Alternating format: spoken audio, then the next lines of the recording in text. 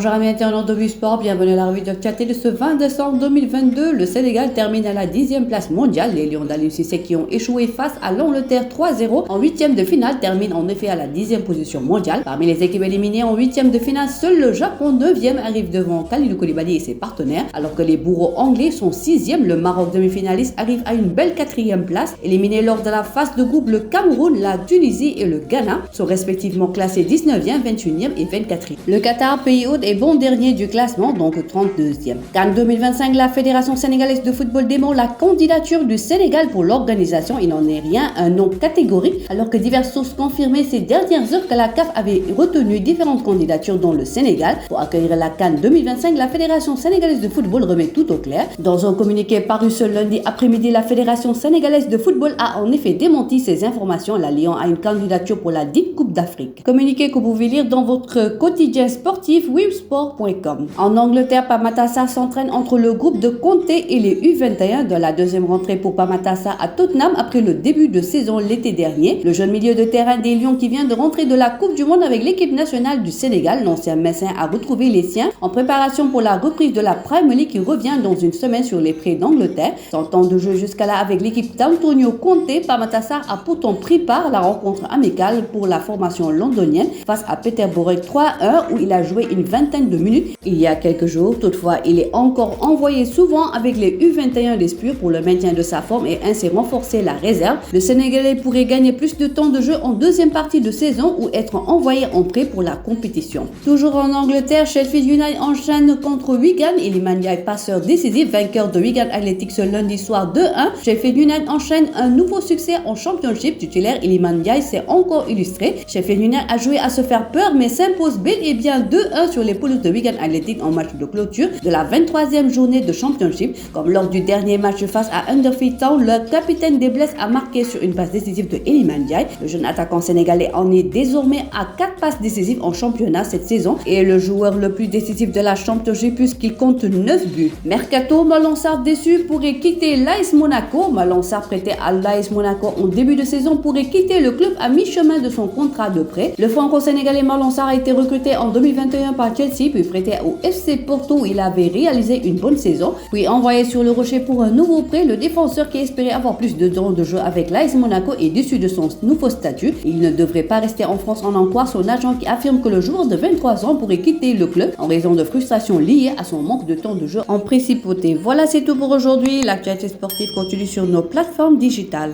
Le site numéro 1 du sport au Sénégal, websport.com, est maintenant disponible en version application mobile sur iOS et Android.